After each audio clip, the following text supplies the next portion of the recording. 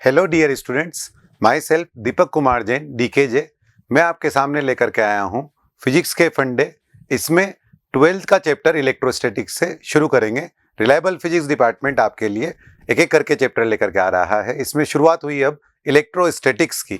तो इलेक्ट्रोस्टैटिक्स का मतलब क्या है? इलेक्ट्रो प्लस स्टैटिक्स यानी charge at rest. Charge rest पर रह करके क्या क्या इफेक्ट प्रोड्यूस कर सकता है वो हम इस चैप्टर में पढ़ेंगे। फिर आगे आने वाले चैप्टर में चार्ज जब मोशन में आएगा, किस तरह से मोशन में आएगा वो करंट इलेक्ट्रिसिटी में लेकर के आएंगे। मोशन में आने के बाद क्या इफेक्ट आएगा वो हम EMF वाले चैप्टर में देखेंगे। फिर एक्सेलरेटेड चार्ज पार्टिकल क्या कर सकता है वो इलेक्ट्रोमैग्नेटिक वेव में देखेंगे। तो इस चैप्टर में हमारा फोकस रहेगा चार्ज रेस्ट पर रहकर क्या क्या इफेक्ट ला सकता है, इसलिए नाम हो गया electro plus statics, charge at rest. तो इसमें सबसे पहले अगर अपन चार्ज की बात करें तो किसी भी बॉडी पर चार्ज के होने का मीनिंग क्या है? कोई भी बॉडी पर अगर चार्ज है तो इसका मतलब क्या उसके पास प्रोटॉन है, इलेक्ट्रॉन है, क्या एक्सिस में है, किसकी डेफिशिएंसी है? तो जैसे अगर अपन सोडियम की बात करते हैं तो सोडियम में 11Na23 में ये है नंबर ऑफ प्रोटॉन और ये है number of proton plus number of neutron. तो इसके पास 11 प्रोटॉन है, 12 न्यूट्रॉन है और उसके अलावा 11 इलेक्ट्रॉन है। तो इसके पास पॉजिटिव चार्ज भी है +11 ही, नेगेटिव चार्ज भी है -11 ही, न्यूट्रॉन का चार्ज 0 होता है। तो जो नेट चार्ज है इस पर वो है 0। तो इसके पास प्रोटॉन भी है, इलेक्ट्रॉन भी है, लेकिन ये चार्ज नहीं है अभी। लेकिन अगर इसमें से इलेक्ट्रॉन चला जाए, जैसे इस सोडियम में से अगर एक इलेक्ट्रॉन चला जाए तो इसके पास अब 11 तो प्रोटॉन रह जाएंगे लेकिन इलेक्ट्रॉन 10 ही रह जाएंगे। तो 11 प्रोटॉन और 10 इलेक्ट्रॉन मिलाकर के अब नेट चार्ज इस पर आ गया है +E। तो अब ये सोडियम जो है वो पॉजिटिवली चार्ज हो गया है। इसे हम रिप्रेजेंट कर सकते हैं Na+ से। तो किसी भी बॉडी पर चार्ज होने का मतलब यह है कि या तो उससे इलेक्ट्रॉन चले गए होंगे या उस पर इलेक्ट्रॉन आ गए होंगे।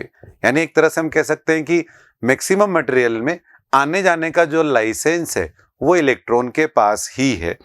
अब सोडियम में ऐसा क्या है कि वो Na+ में चार्ज होगा ऑटोमेटिकली या हमें चार्ज करना होगा? हम जब रूम टेम्परेचर पर रहते हैं तो रूम टेम्परेचर पर एक एनर्जी हमारे आसपास अवेलेबल है। इसे आप KTG एंड थर्मोडायनेमिक्स की मदद से 3/2 kT से रिप्रेजेंट कर सकते हैं।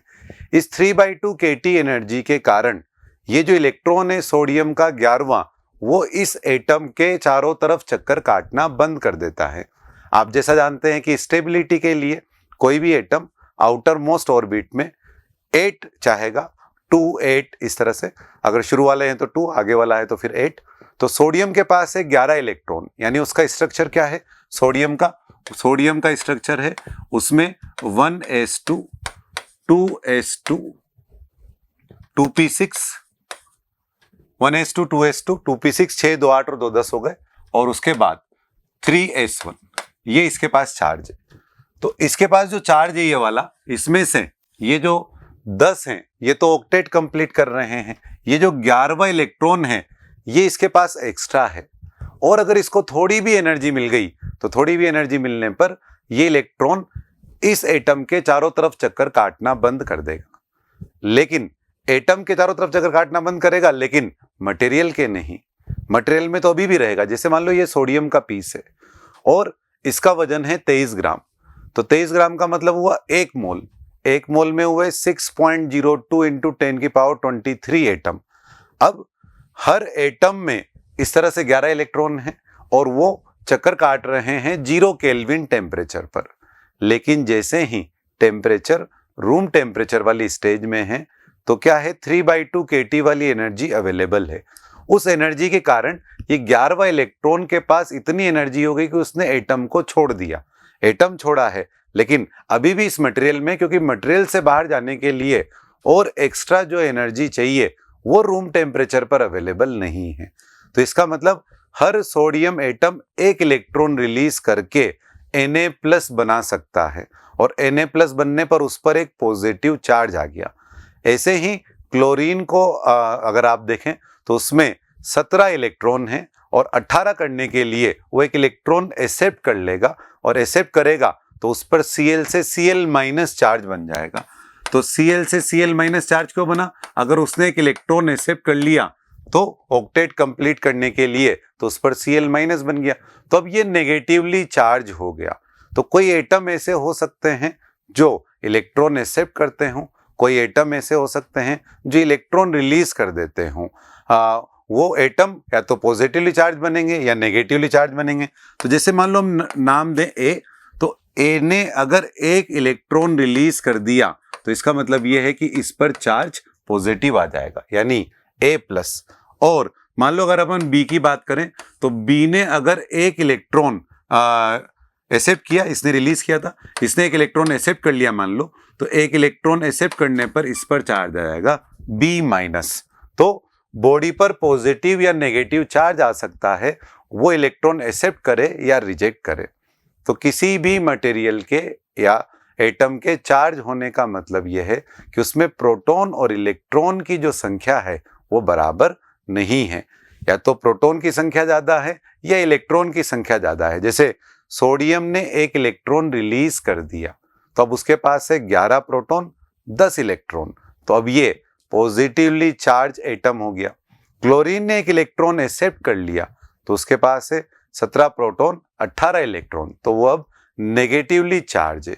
तो ये है चार्ज होने का मीनिंग। किसी भी बॉडी के चार्ज होने का मतलब है उस पर प्रोटॉन और इलेक्ट्रॉनों की जो संख्या है उसमें से या तो प्रोटॉन की संख्या ज्यादा है या फिर इलेक्ट्रॉन की संख्या ज्यादा है। तो हमने डेफिनेशन इस तरह से लिख दी, charge is the property associated with matter due to which it produce and experience. ये प्रोड्यूस भी कर सकता है खुद, कोई पॉजिटिव चार्ज है मान लो तो किसी दूसरे चार्ज पर फोर्स लगा करके इलेक्ट्रिक इफेक्ट प्रोड्यूस कर सकता है, साथ में अगर वो चार्ज मोशन में है तो वो मैग्नेटिक इफेक्ट भी प्रोड्यूस कर सकता है। तो due to which it produce and experience electrical and magnetic effect. और चार्ज होने का मीनिंग क्या है? द एक्सिस और deficiency of electron in a body gives the concept of charge, यानी चार्ज इलेक्ट्रॉन या तो बढ़ गए हों या फिर इलेक्ट्रॉन कम हो गए, क्योंकि इजीली आना जाना इलेक्ट्रॉन का इसलिए पॉसिबल है। देखो सोडियम है, अब उसके अंदर न्यूक्लियस है, फिर बाहर 2 इलेक्ट्रॉन चक्कर काट रहे हैं, फिर 8 चक्कर काट रहे हैं, फिर 1 चक्कर काट रहा है, तो उसमें वो जो बाहर वाला इलेक्ट्रॉन है उसका निकलना आसान, फिर उसके बाद वाले इलेक्ट्रॉन निकलने की बारी आएगी, फिर उसके बाद न्यूक्लियस टूटने की बारी आएगी, तब जाकर के प्रोटॉन की संख्या को चेंज करने की स्थिति आएगी। लेकिन ये होने के दौरान न्यूक्लियस को तोड़ने के लिए एनर्जी बहुत ज्यादा चाहिए, और हम किसी भी मटेरियल का बिहेवियर रूम टेम्परेचर पे कैसा है ये ज्यादा जानने में इंटरेस्टेड हैं। बाकी हम खुद क्या करा सकते हैं, किस तरह से न्यूक्लियस को तोड़ सकते हैं, वो एक अलग घटना है, लेकिन इजीली इलेक्ट्रॉन का आना जाना पॉसिबल है। इसलिए चार्ज के पॉजिटिव या नेगेटिव होने को हम इलेक्ट्रॉन के आने जाने से रिलेट कर रहे हैं।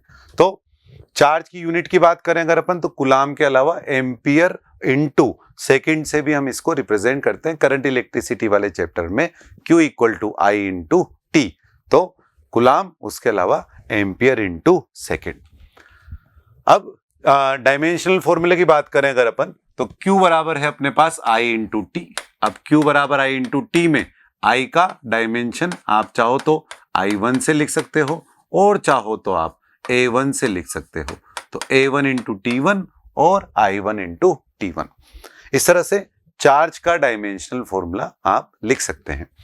इसके बाद शुरुआत में हम चार्ज की कुछ प्रॉपर्टी की बात करें तो सबसे पहले है charge is a scalar quantity, यानी चार्ज की डायरेक्शन नहीं होगी, चार्ज कैसे भी रखा हो, ऐसे रखा हो, ऐसे रखा हो, लेकिन या चार्ज जा रहा है किसी बॉडी पर तो चार्ज की डायरेक्शन नहीं होगी, चार्ज स्केलर क्वांटिटी है। जैसे रुपीज है तो रुपीज स्केलर क्वांटिटी, उसकी डायरेक्शन नहीं होती, वैसे ही चार्ज भी एक स्केलर क्वांटिटी है।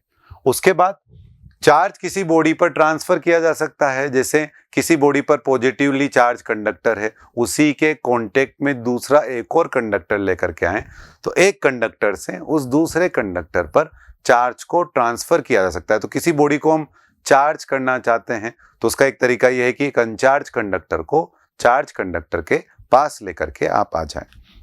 उसके बाद नेक्स्ट प्रॉपर्टी है charge is always associated with mass. इसका मतलब किसी बॉडी के पास अगर चार्ज है तो उसका मास होना तय है। क्यों है? जैसे एक बॉडी है ए, अब उससे अगर एक इलेक्ट्रॉन चला गया तो उस पर ए प्लस वाला चार्ज आया। अब अगर ए प्लस वाला चार्ज है तो कम से कम उसके पास एक प्रोटॉन के बराबर तो मास है ही सही। तो पॉजिटिवली चार्ज होने का मतलब कम से कम एक प्रोटॉन के बराबर मास। और उसके अलावा कोई बॉडी अगर नेगेटिवली चार्ज है तो नेगेटिवली चार्ज होने का मतलब क्या है? नेगेटिवली चार्ज होने का मतलब कम से कम उसके पास अगर 0 प्रोटॉन भी हो ना तो एक इलेक्ट्रॉन तो होना तय है, इसलिए उस पर नेगेटिव चार्ज बन गया होगा।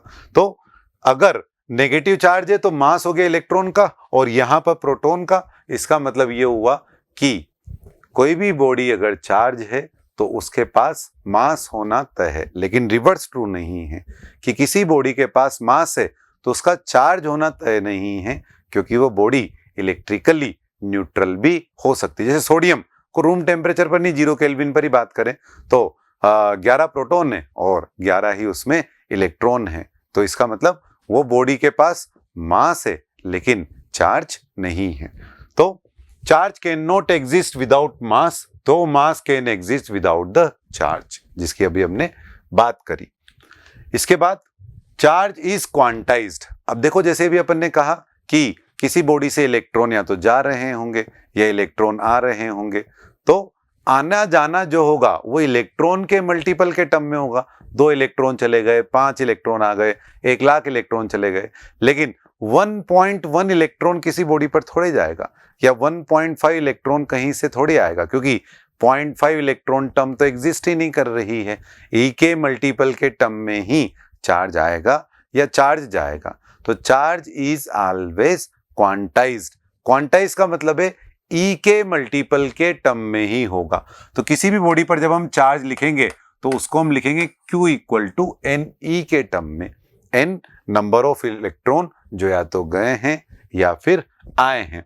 तो the quantization of electrical charge is the property by virtue of which all free charge are integral multiple of basic unit of charge that is represented by E. So Q is equal to NE. Charge is quantize का मतलब क्या है कि जो charge का आना जाना होगा वो E के मल्टीपल के टर्म्स में ही होगा। इसके बाद चार्ज इज कंजर्व्ड। अब जैसे अपन ने Na और Cl को मिक्स किया तो Na और Cl में से Na ने Cl को इलेक्ट्रॉन दे दिया और Na के पास उसकी डेफिशिएंसी हो गई। लेकिन टोटल मिला करके तो जो चार्ज का लेना प्लस देना हुआ उसमें टोटल चार्ज तो उतना का उतना ही रहा। तो चार्ज जब एक बॉडी से दूसरी बॉडी पर जा रहा होगा तो चार्ज का लॉस नहीं होगा। इस दौरान भली से एनर्जी का लॉस हो जाए, जैसे एक कंडक्टर को दूसरे कंडक्टर से आप ज्वाइन करें कंडक्टिंग वायर से, तो हायर जिसके पास एक टर्म देखेंगे हम आगे जाकर पोटेंशियल, तो हायर पोटेंशियल से लोअर पोटेंशियल की तरफ जब चार्ज जा रहा होगा किसी कंडक्टिंग वायर से, तो उसमें I²R वाली एनर्जी का लॉस होगा। एनर्जी का लॉस होगा लेकिन चार्ज का नहीं, क्योंकि चार्ज तो जितना इस पर गया पहले इस पर जितना था, इन दोनों का मिलाकर जो टोटल चार्ज है वो तो उतना ही रहेगा। तो किसी भी सिस्टम का जिनमें लेना देना हो रहा हो, अगर उन लेने देने वाले को एक सिस्टम में ले लें तो उनका टोटल मिला करके चार्ज कांस्टेंट रहेगा। तो in an isolated system total charge does not change. Isolated system का टोटल चार्ज चेंज नहीं होगा। इसके बाद चार्ज इज रिलेटिविस्टिकली इनवेरिएंट, यानी चार्ज फ्रेम पर डिपेंड नहीं करता है। किसी भी चार्ज को आप किसी भी वेलोसिटी से लेकर के जाएं, वेलोसिटी जो भी हो लेकिन उसका चार्ज की वैल्यू नहीं बदलेगी। यानी चार्ज को आप किसी भी स्पीड पर ले जाएं, लेकिन आइंस्टाइन की रिलेटिविस्टिक थ्योरी, जो आपने रिलेटिविस्टिक थ्योरी के बारे में सुना हो, तो मास और वेलोसिटी को रिलेट करने वाला एक रिलेशन आइंस्टाइन ने दिया था, m बराबर m0√1 - v²/c²। वो ये बताता है कि v के साथ मास बदल सकता है, लेकिन v के साथ मास बदलने वाला इफेक्ट हमें दिखने के लिए v c के कंपैरिजन में होना चाहिए, वेलोसिटी लाइट की स्पीड के कंपैरिजन में होना चाहिए, तब जाकर के वो दिख रहा होता है। डेली लाइफ में तो क्या होता है कि हम ज्यादा से ज्यादा कितनी स्पीड से चल लेंगे, 1000 किलोमीटर पर आवर या 2000 किलोमीटर पर आवर। मान लो आप प्लेन में बैठे हो तो 1000 किलोमीटर पर आवर को मीटर पर सेकंड में बदलेंगे तो 3 × 10⁸ के मुकाबले वो बिल्कुल नेग्लिजिबल आ रहा होगा। इस कारण से हमें डेली लाइफ में इफेक्ट दिखेगा तो नहीं, लेकिन ऐसी स्थिति होती है कि मास वेलोसिटी पर डिपेंड करता है लेकिन चार्ज वेलोसिटी पर डिपेंड नहीं करता, फ्रेम पर डिपेंड नहीं करता। इसे हम कहते हैं charge is relativistically invariant, charge frame पर डिपेंड नहीं करता है। इस पर बेस सवाल भी जैसे एक बार पूछा कि मिलिकन ऑयल ड्रॉप एक्सपेरिमेंट से चार्ज को अर्थ पे मेजर किया गया, मून पर जाकर मेजर किया गया, तो उसी चार्ज की वैल्यू क्या आएगी, तो फ्रेम बदल दिया तो हमने चाहे मिलिकन ऑयल ड्रॉप एक्सपेरिमेंट का नाम नहीं सुना हो लेकिन फ्रेम बदल दिया तो भी चार्ज की जो वैल्यू है वो की वही रहने वाली है। तो चार्ज इज रिलेटिविस्टिकली इनवेरिएंट, यानी ये फ्रेम पर डिपेंड नहीं करता है। इसके बाद स्कूल से ही आप जानते होंगे कि पॉजिटिव पॉजिटिव को रिपेल करेगा, पॉजिटिव नेगेटिव को अट्रैक्ट करेगा। तो similar charge repel each other और डिसिमिलर चार्ज जो है वो एक दूसरे को अट्रैक्ट कर रहे होंगे। तो ये अट्रैक्शन रिपल्शन चार्ज की दिखाने की प्रॉपर्टी है। उसके बाद अब हम कुलाम लॉ की बात करें। कुलाम लॉ केवल पॉइंट चार्ज के लिए एप्लीकेबल है, तो एक चार्ज दूसरे चार्ज पर कितना फोर्स लगा रहा होगा ये कुलाम ने बताया। तो कुलाम ने बताया कि दो चार्ज Q1 और Q2 अगर एक दूसरे से R सेपरेशन पर हैं, इन दोनों के बीच की सेपरेशन है कुछ R, तो Q1 ने Q2 पर जो फोर्स लगाया है F, या एक्शन रिएक्शन से Q2 ने Q1 पर जो फोर्स लगाया है F, ये फोर्स प्रोपोर्शनल होता है Q1 Q2 के, ये फोर्स प्रोपोर्शनल होता है बीच की डिस्टेंस के स्क्वायर के। तो यहां से अगर अपन प्रोपोर्शनलिटी हटाएंगे तो एक कांस्टेंट आ जाएगा K, और उस K की वैल्यू को अपन लिख सकते हैं कितना, 9 × 10⁹। तो दो चार्ज अगर एक दूसरे से R सेपरेशन पर हो, दो पॉइंट चार्ज एक दूसरे से R सेपरेशन पर हो, तो उनके बीच लगने वाला इलेक्ट्रोस्टैटिक फोर्स K Q1Q2/R² से दिया जाता है। पुराने समय में ऐसा माना जाता था कि जैसे एक पॉइंट चार्ज है तो पॉइंट चार्ज की स्फेरिकल सिमेट्री होगी, तो स्फेरिकल सिमेट्री के लिए 4π वाली टर्म लेकर के आना चाहें अगर अपन, तो इस K को इस तरह से लिखा गया ताकि एक 4π वाली टर्म आए। तो K को 4π के साथ R² वाली टर्म आए, तो K के साथ यहाँ 4π के साथ ये R² वाली टर्म आए ताकि स्फेरिकल सिमेट्री बने। तो 4π R² के अलावा अब कुछ टर्म एक्स्ट्रा भी तो बचेगी, क्योंकि K खुद K की वैल्यू होती है 9 × 10⁹ इन SI सिस्टम। तो इसका यूनिट क्या बन जाएगा, जैसे F R² को इधर भेजें अगर अपन, तो बन गया अपने पास न्यूटन मीटर स्क्वायर और अपॉन कुलाम स्क्वायर। ये है K की वैल्यू। अब K की वैल्यू जो है यहां अपन इसको 4π से रिप्लेस कर रहे हैं, तो कुछ दो एडिशनल कांस्टेंट आएगा। जैसे 6 को लिख रहे हैं अपन 3 × फिर समथिंग एक्स्ट्रा और आएगा दैट इज 2। तो ऐसे ही 9 × 10⁹ को हम लिख रहे हैं 4π। अब उसके अलावा एक कुछ एडिशनल कांस्टेंट भी आना चाहिए, तो उस एडिशनल कांस्टेंट का नाम दे दिया अपन ने एप्सिलॉन नॉट, और इस एप्सिलॉन नॉट को हम बोलते हैं परमिटिविटी ऑफ फ्री स्पेस। तो परमिटिविटी ऑफ फ्री स्पेस के टर्म में हमने इस K को एक नए कांस्टेंट से रिप्लेस किया। ये लाना चाहते थे अपन स्फेरिकल सिमेट्री, तो एक्स्ट्रा जो टर्म आई उसका नाम है एप्सिलॉन नॉट। अब इस एप्सिलॉन नॉट की वैल्यू क्या बनेगी, क्योंकि हमने K को 1/4π एप्सिलॉन नॉट लिखा है, तो एप्सिलॉन नॉट की वैल्यू की बन जाएगी यहां से कितनी, 1/4π K। तो यहां से एप्सिलॉन नॉट इक्वल टू हो गया 8.85 × 10⁻⁻12। यूनिट लिखना चाहें अगर इसकी, तो एप्सिलॉन नॉट को इधर भेज दो आप, F को नीचे भेज दो आप, तो क्या बन जाएगा यहां से coulomb square upon newton metre square, या इसका उल्टा हो जाएगा एक तरह से। तो ये बन गया अपने पास coulomb square upon newton metre square. Epsilon naught का नाम क्या है, इसका नाम है permittivity of free space. Permittivity of free space में फ्री स्पेस शब्द का मतलब है वैक्यूम। तो कुलाम ने क्या बताया, दो पॉइंट चार्ज अगर एक दूसरे से R सेपरेशन पर हैं वैक्यूम में, या फिर एयर भी ले लेते हैं अपन इसको, तो दो चार्ज अगर वैक्यूम में है एक दूसरे से आर सेपरेशन पर, तो जो फोर्स लग रहा है उस फोर्स की वैल्यू ये है k q1 q2 upon r square या q1 q2 upon 4 pi epsilon naught into r square. इसमें अब एप्सिलॉन नॉट का नाम है परमिटिविटी ऑफ फ्री स्पेस, यानी जब दोनों चार्ज हवा में है या वैक्यूम में है तब इसकी वैल्यू ये है। अब यही दोनों चार्ज अगर किसी मीडियम में चले जाएंगे, मान लो इन दोनों को पानी में भेज दिया अपन ने, इन दोनों को केरोसिन में भेज दिया अपन ने, तो उस इंस्टेंट पर ये जो टर्म है एप्सिलॉन नॉट, ये फ्री स्पेस की जगह उस मीडियम की परमिटिविटी लेनी पड़ेगी अपने को। तो इस कारण से तब उस मीडियम की परमिटिविटी बोलेंगे अपन इसको।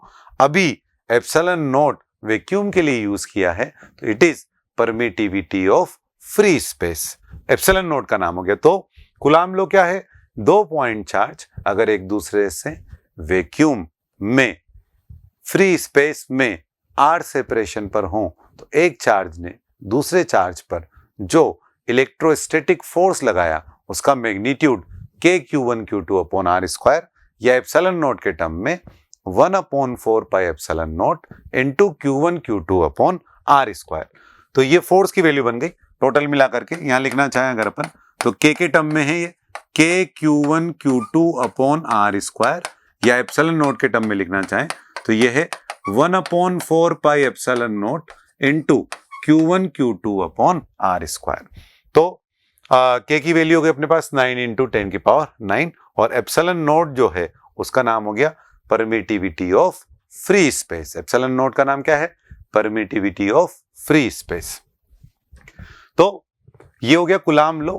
और इसके बाद कूलाम लॉ को अगर अपन वेक्टर फॉर्म में लिखना चाहें, वेक्टर फॉर्म में लिखना चाहें नहीं डायरेक्शन के साथ लिखना चाहें, तो जैसे ये वाला चार्ज है q1 और ये वाला चार्ज है q2, तो अगर मान लो अपने को लिखना है force on q2 due to q1,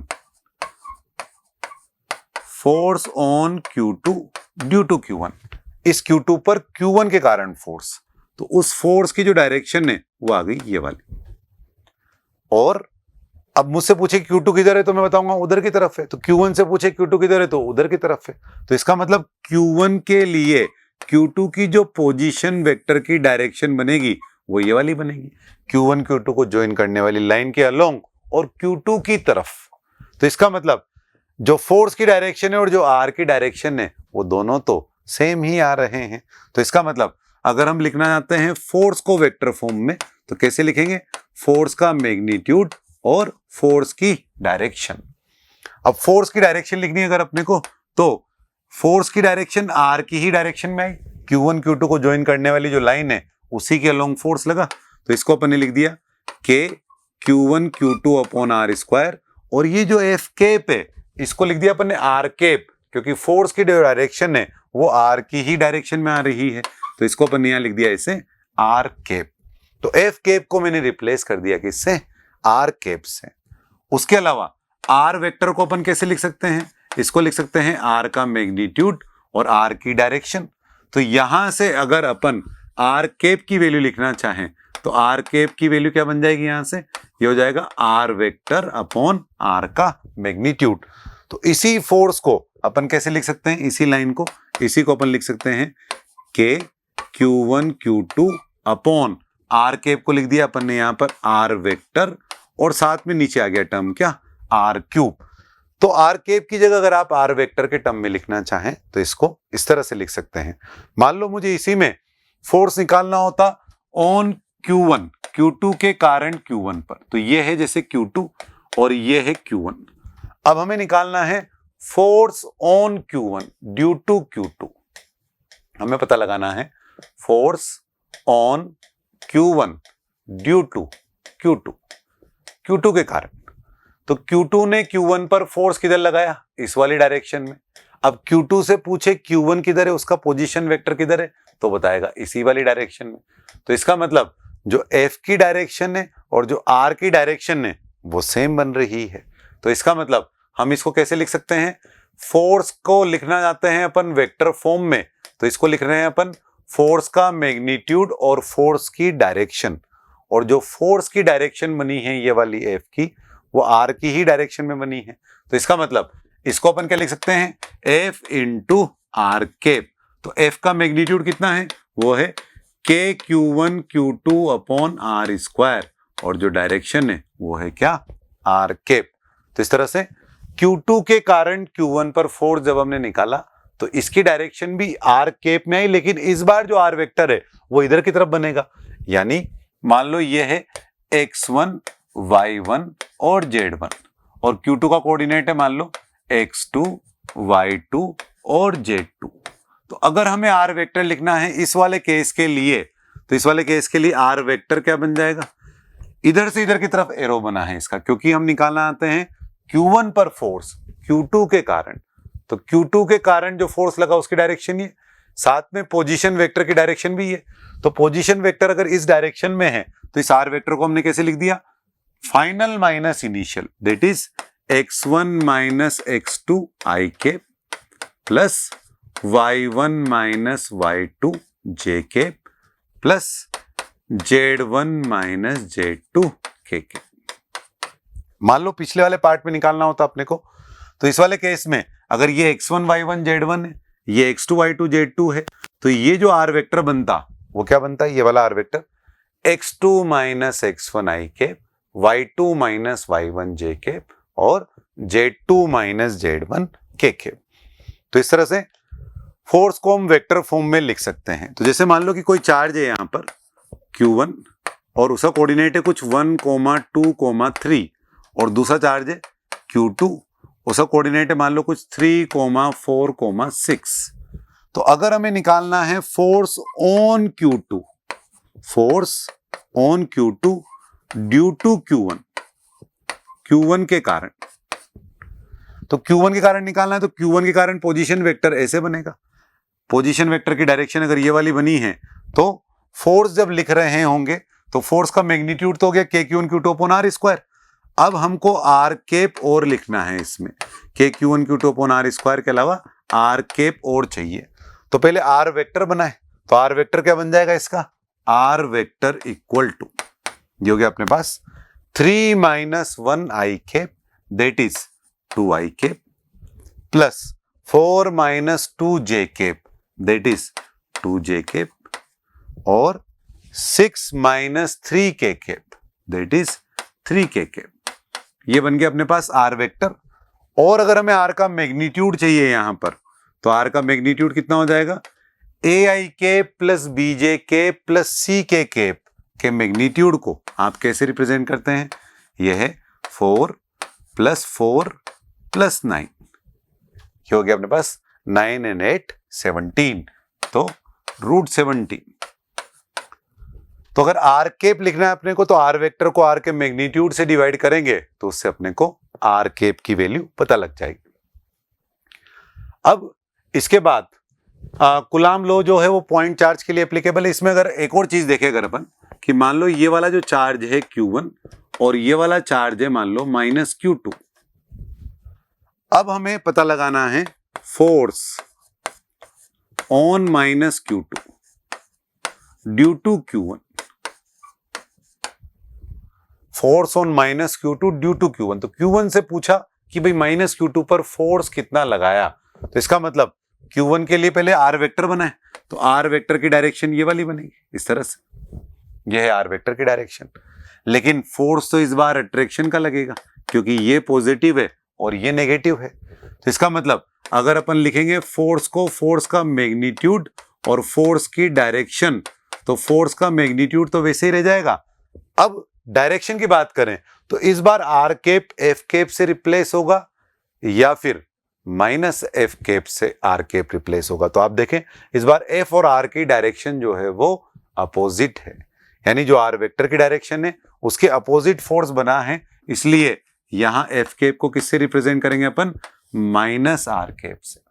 तो अब ये जो फोर्स बना है अपने पास ये वेक्टर फॉर्म में कितना बन गया, इसका मैग्नीट्यूड है KQ1 Q2 upon R square और डायरेक्शन है क्या, KQ1 Q2 upon R square के बाद वहां पर डायरेक्शन है माइनस R कैप।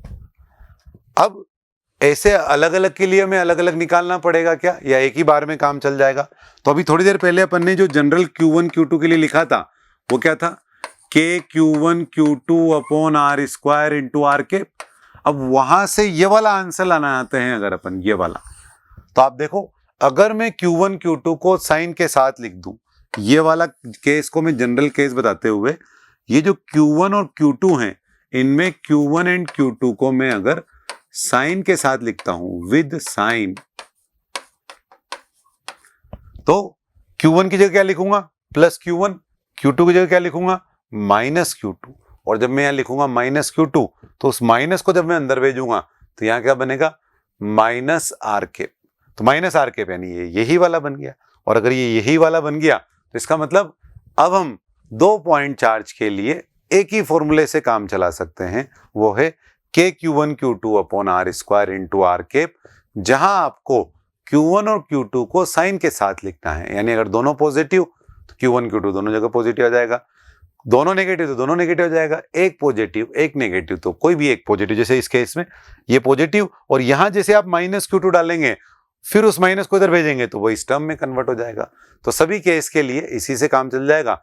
और पोजीशन वेक्टर कैसे बनाएंगे आप, जैसे Q1 से पूछा Q2 पर फोर्स तो Q1 से Q2 की तरफ एरो बनाया R वेक्टर के लिए, और Q2 के कारण पूछा Q1 पर तो Q2 से Q1 की तरफ R वेक्टर बनाया। इस तरह से हम वेक्टर की डायरेक्शन बनाएंगे। और ये ध्यान रखें कूलाम का नियम जो है वो पॉइंट चार्ज के लिए ही वैलिड है, तो it's valid only for point charge.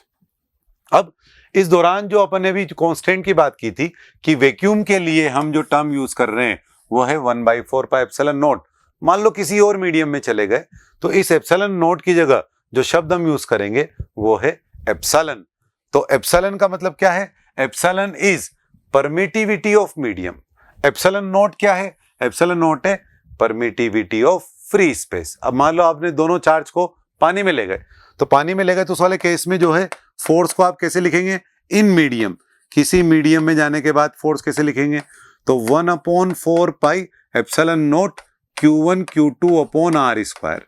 तो यहां पर एप्सिलॉन नॉट था कब, जब ये वैक्यूम में था, लेकिन जब ये अब किसी मीडियम में आ गया तो उस एप्सिलॉन नॉट को हम एप्सिलॉन से रिप्लेस कर देंगे, और इस एप्सिलॉन का नाम है क्या, परमिटिविटी ऑफ दैट मीडियम।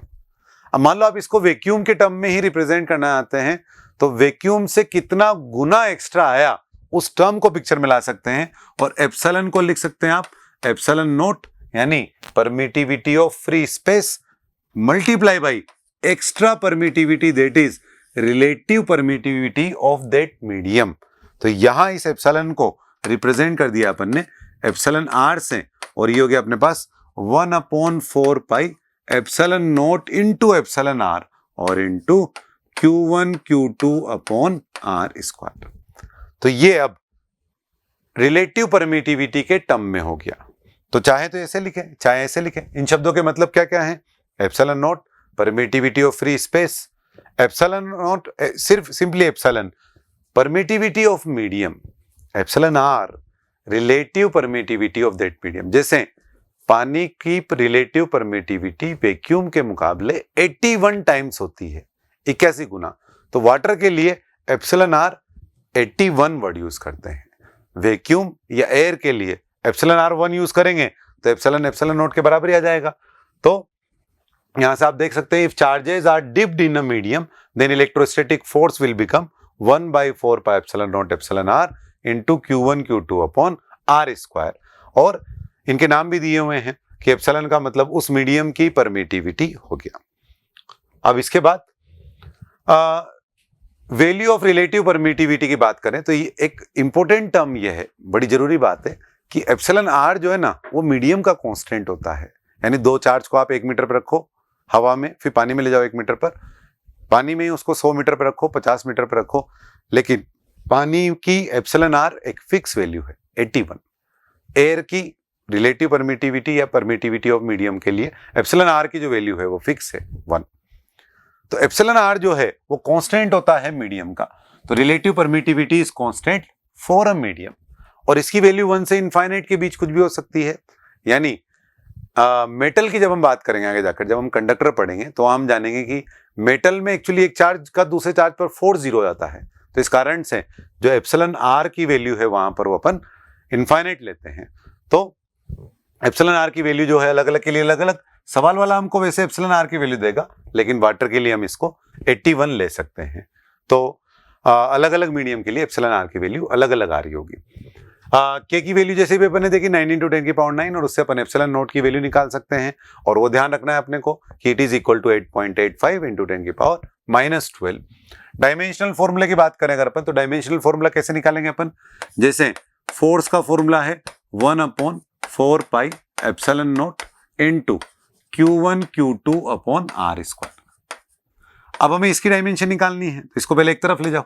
तो यहां से एप्सिलॉन नॉट किसके बराबर बन गया, ये इधर चला गया, तो ये हो गया अपने पास Q1 Q2 अपॉन, और नीचे आया ये वाली टर्म एप्सिलॉन नॉट तो उधर चला गया, और F इंटू r²। इसी से भी हमने यूनिट भी निकाली थी, कूलाम का स्क्वायर अपॉन न्यूटन पर मीटर स्क्वायर। अब इसकी डायमेंशन लिखना चाहें तो चार्ज की डायमेंशन क्या लिखते हैं अपन, चार्ज की डायमेंशन Q बराबर I इंटू टी या A इंटू टी। आई के टर्म में लिख सकते हो, चाहे करंट की वैल्यू को चाहे ए के टर्म में लिख सकते हो। तो यहां से एप्सिलॉन नॉट की डायमेंशन क्या बन जाएगी, Q1 Q2, इसका मतलब इसका square that is I² into T² upon force that is mass into acceleration, mass into acceleration यानी LT-2, R का स्क्वायर, इसका मतलब L की पावर 2। अब इसके डायमेंशन के लिए M को ऊपर ले जाओ आप, M ऊपर चला जाएगा तो क्या बन जाएगा, ऊपर जाकर M की पावर -1। उसके अलावा ये L3 हो गया, तो बन गया L की पावर -3। T के लिए देखो -2 ऊपर चला जाएगा तो T की पावर 4 हो जाएगा, T की पावर 4। इसको चाहो तो आप I की पावर 2 लिख सकते हो, और चाहो तो I को A लिखना चाहो तो A की पावर 2 लिख सकते हो। तो जैसे यहां से ये इसका डायमेंशनल फॉर्मूला आ गया। इसके बाद the force acting on one point charge due to other point charge is always along the line joining of the two charges. यानी Q1 ने जो Q2 पर फोर्स लगाया, जैसे Q1 यहां पर है, Q2 यहां पर है, तो Q1 ने जो Q2 पर फोर्स लगाया उसकी जो डायरेक्शन है वो हमेशा इसी लाइन ज्वाइनिंग के अलोंग आएगी। अब इस लाइन ज्वाइनिंग के अलोंग का क्या फायदा होगा, जैसे मान लो कोई चार्ज सर्कल में चक्कर काट रहा है, दूसरा चार्ज यहाँ कहीं है, तो इस पर लगने वाला फोर्स हमेशा इसी से पास हो रहा होगा। मान लो एक Q1 जो है वो फिक्स है और Q2 जो है वो चक्कर काट रहा है, तो ये जो फोर्स है वो हमेशा इसी से पास होगा, इसी से पास होगा। तो इसके अबाउट अगर अपन टॉर्क वाले टर्म की बात करना चाहें तो टॉर्क हमेशा 0 रहेगा, तो एंगुलर मोमेंटम वाली टर्म जो है वो कांस्टेंट रहेगी। इस तरह की हम बात कर सकते हैं। तो फोर्स की डायरेक्शन हमेशा लाइन ज्वाइनिंग के अलोंग लग रही होगी। उसके अलावा जो इलेक्ट्रोस्टैटिक फोर्स है वो कंजर्वेटिव फोर्स होता है, यानी इसका वर्क डन पाथ पे डिपेंड नहीं करता, केवल और केवल इनिशियल पॉइंट और फाइनल पॉइंट पर ही डिपेंड करता है। यानी अगर अपन एक क्लोज लूप में जहां से शुरू किया वापिस वहीं आए तो इलेक्ट्रोस्टैटिक फोर्स के अगेंस्ट किया गया जो वर्क डन है वो 0 होगा, क्योंकि इनिशियल पॉइंट और फाइनल पॉइंट सेम। तो इसका मतलब वर्क डन की जो वैल्यू है वो 0 क्यों बनेगी, क्योंकि initial point final point same, तो वर्क डन के दौरान कंजर्वेटिव के दौरान पाथ का तो फर्क पड़ता ही नहीं है। इसके बाद फोर्स सेंट्रल फोर्स है, तो इसका मतलब अगर कोई एक्सटर्नल फोर्स प्रेजेंट नहीं है सिस्टम में, सिर्फ यही वाला फोर्स प्रेजेंट है, तो इसके कारण इस पर फोर्स इसी लाइन ज्वाइनिंग के अलोंग लगा, तो इस कारण से इस फोर्स का टॉर्क उसके अबाउट, उस चार्ज के अबाउट हमेशा 0 बना रहेगा। जैसा भी अपन ने इस वाले पिछले वाले टर्म में बात की कि फोर्स हमेशा इसी लाइन के अलोंग लग रहा है, तो इस कारण से अगर हम टॉर्क की बात करें तो 0, तो एंगुलर मोमेंटम 0 बन जाएगा। इसके बाद नेक्स्ट प्रॉपर्टी की बात करें अपन, तो एक चार्ज का दूसरे चार्ज पर लगने वाले फोर्स की बात कर रहे हैं अगर अपन, तो जैसे Q1 ने Q2 को कुछ फोर्स लगाया, यहाँ ने पर Q1 ने Q2 को कुछ फोर्स लगाया, तो ये फोर्स है, इसका नाम है मान लो F21। अब जैसे मान लो यहाँ पर अगर एक Q3 चार्ज और आ जाएगा, तो Q3 चार्ज आने के बाद क्या होगा, एक फोर्स और आ जाएगा, यहाँ पर क्या आ जाएगा F23। तो Q2 पर लगने वाला नेट फोर्स बदल जाएगा। लेकिन कोई पूछे 1 ने जो 2 पर फोर्स लगाया वो कितना है, तो वो तो अभी भी उतना का उतना ही है। जो बदला है इस Q3 के आने के कारण वो है रिजल्टेंट फोर्स। यानी हम क्या कहना चाहते हैं कि एक चार्ज है Q1, एक है Q2, Q1 ने Q2 पर कुछ फोर्स लगाया, अब हमने कहा Q3 के आने के बाद 1 ने 2 पर जो फोर्स लगाया था वो वही है या बदल गया, तो 1 ने जो 2 पर फोर्स लगाया था वो तो वही है, जो बदला है उसका नाम है रिजल्टेंट फोर्स। 2 फोर्स लगने लग गए इसलिए नेट बदल गया है। इसी बात को हम ऐसे कहना चाहते हैं कि जैसा आप जानते होंगे केमिस्ट्री की मदद से कि पानी वाटर जो है जैसे वो एक डाइपोल मॉलिक्यूल है, यानी H2O जो है वो जब बना तो उसमें क्या हुआ कि कोवेलेंट बॉन्डिंग के दौरान इलेक्ट्रॉनों की शेयरिंग हुई ऑक्टेट कंप्लीट करने के लिए। तो इन्होंने कहा कि भाई इलेक्ट्रॉन जो है उस पर इन दोनों का हक रहेगा ताकि दोनों का ऑक्टेट वाली कंप्लीट वाली सिचुएशन बनी रहे। लेकिन आप जानते हैं कि ऑक्सीजन ज्यादा इलेक्ट्रॉन नेगेटिव पार्टिकल है हाइड्रोजन के मुकाबले, इसलिए ये क्या करता है, इलेक्ट्रॉनों को अपनी ओर खींच के रखता है, यानी कह सकते हो आप सेंटर ऑफ चार्ज इधर की तरफ खींचा रहता है। तो सेंटर ऑफ चार्ज अगर इधर की तरफ खींचा रहता है तो इस पर एक पार्शियल नेगेटिव चार्ज आ गया। जैसे NaCl में NaCl को पूरी तरह से इलेक्ट्रॉन दे दिया तो उस पर Na+ चार्ज आ गया। लेकिन अगर इसने इलेक्ट्रॉन को अपनी ओर खींच के रखा तो इस पे इलेक्ट्रॉनों की एक तरह से पार्शियली डेफिशिएंसी हुई, तो उसको अपन ने Δ+ से रिप्रेजेंट कर दिया। तो जो Δ+ Δ- का जो अरेंजमेंट है ना, इसको हम डाइपोल कहते हैं। अब इसको हम डाइपोल कह रहे हैं तो जैसे मान लो ये पानी है, अब यहां पर दो चार्ज Q1 Q2 पहले एयर में थे, तो Q1 ने Q2 पर कुछ फोर्स लगाया, नाम है इसका F12 और वैल्यू है इसकी KQ1 Q2/r²। तो जब हम इन दोनों चार्ज को पानी में ले गए, इस Q1 को और इस Q2 को पानी में ले गए जब अपन, तो पानी के जो वाटर वाले डाइपोल मॉलिक्यूल है ना, ये पानी के मॉलिक्यूल खुद वो इस Q2 पर फोर्स लगा रहे होंगे। इससे क्या होगा, इस Q2 पर लगने वाला जो नेट फोर्स है ना वो बदल जाएगा। Force net on Q2 due to Q1 नहीं, due to Q1 and all water molecule, net force वो कितना बन जाएगा 1/4 पाई। और पहले जब एयर में थे तो जो टर्म थी एप्सिलॉन नॉट, अब वो टर्म क्या आ जाएगी epsilon naught into epsilon r, that is KQ1 Q2/r²। तो जो नेट फोर्स है, नेट फोर्स वो बदल गया है Q2 पर, नेट फोर्स।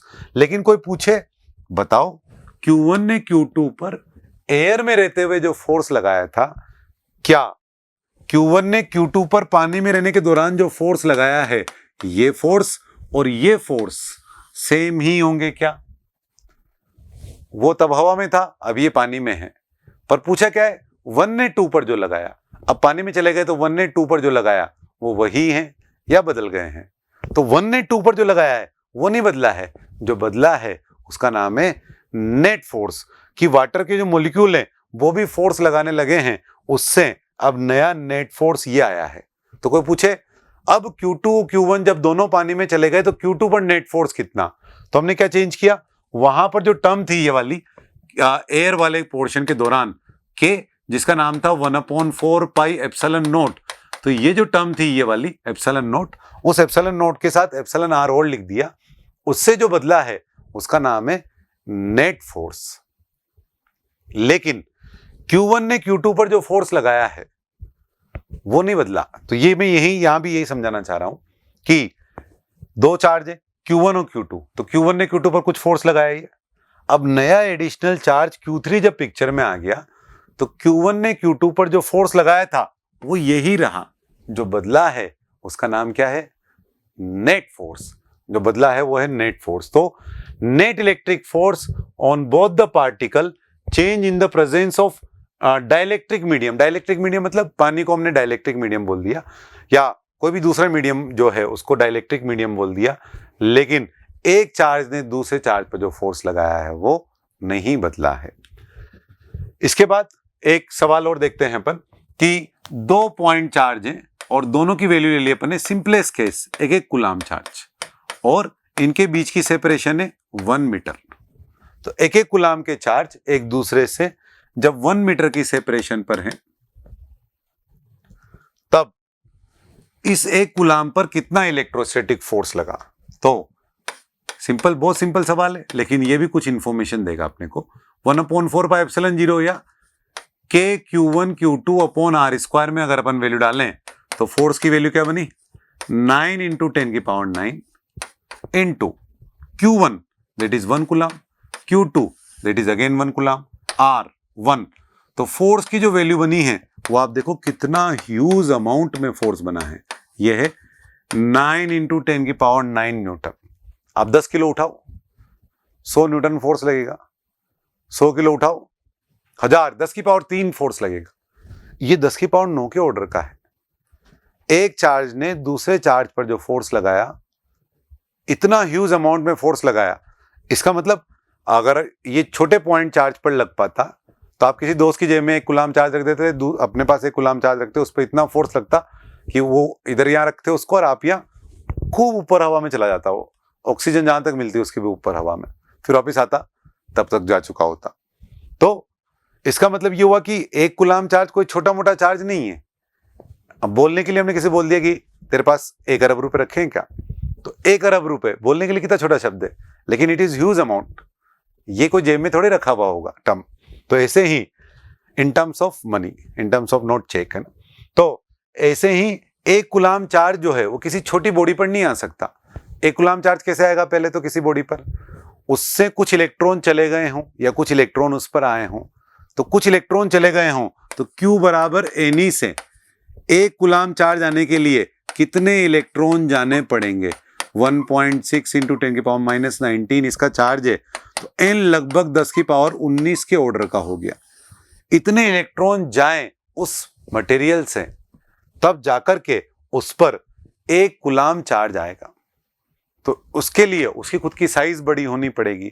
तो प्रैक्टिकल पर्पस के दौरान पॉइंट चार्ज, क्योंकि कूलाम का नियम पॉइंट चार्ज पर लगेगा, तो प्रैक्टिकल पर्पस के दौरान पॉइंट चार्ज पर जो वैल्यू होगी चार्ज की, वो कूलाम के टर्म में नहीं हो सकती, वो थोड़े छोटे टर्म में होगी। छोटा टर्म मतलब माइक्रो कूलाम, मिली कूलाम, नैनो कूलाम। तो 1 माइक्रो कूलाम कितना बनेगा, लगभग 10 की पावर -6 एग्जैक्टली, लगभग नहीं। और 1 मिली कूलाम 10 की पावर -3, 1 नैनो कूलाम 10 की पावर -9। तो प्रैक्टिकल पर्पस के लिए पॉइंट चार्ज पर चार्ज बहुत छोटे अमाउंट के होंगे, इस ऑर्डर के, 10 की पावर -9 के ऑर्डर के। तो इस तरह से ही हमने पॉइंट चार्ज के लिए फोर्स लगाया। अब इसी तरह से हम इसी को और आगे बढ़ाएंगे अगली लेक्चर में।